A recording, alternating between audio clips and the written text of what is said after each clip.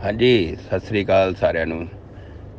और खुशखबरी है कि भी परमिशन तकरीबन यस हो गया ने। हो सकता है ट्यूसडे विच मंगलवार तक काम हो जाएगा। सिर्फ एक दो लैटर चाहिए ने, है ना। वो एसोसीएशन मैं कहता भी भेज देन। तो पंजाब गौरमेंट की तरफों भी यस हो गई है और उधरों भी यस हो गई है। थोड़ी जी फॉर्मैलिटीज़ है ने, वो आप क्लीयर कर लैनी है। तो हुण रह गया बस तुसी माल अपना हौसला रखो। अगले हफ्ते के अंदर अंदर तुहाडा काम हो जाना है। ठीक है जी, बिल्कुल ध्यान रखो जी। कोई घाटे ते मालां विचों कुछ नहीं है जी। नवीन जी नमस्कार। बिल्कुल भाई साहब, पंजाब के लिए तो लेटर मिल गया। पंजाब के लिए तो मैंने करवा लिया भी सेल होगा, और नागालैंड होगा, असम में नहीं होगा।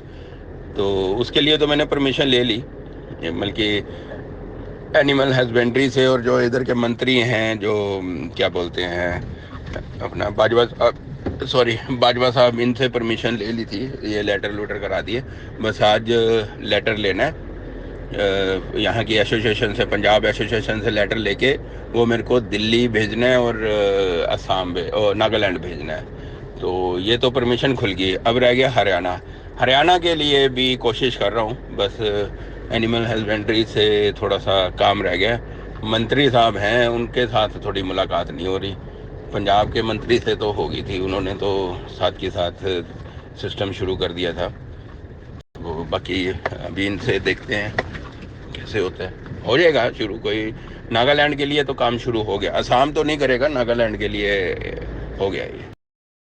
लेकिन ये सिर्फ क्योंकि यहाँ से जितनी गाड़ी जाएगी ना, जितनी भी गाड़ी जाएगी यहाँ से, उनका हर बारी न्यू डेट का पंजाब गवर्नमेंट का सर्टिफिकेट लगेगा। मतलब कि यहाँ से सर्टिफिकेट लगेगा 20 तारीख को हमने गाड़ी भेजी है, और उसका जानवरों का ये क्या बोलते हैं हेल्थ सर्टिफिकेट और एक्सपोर्ट सर्टिफिकेट, ये दोनों लगा करेगा। और साथ के साथ साइन हुआ करेगा डिप्टी डायरेक्टर के, जो पंजाब के हैं।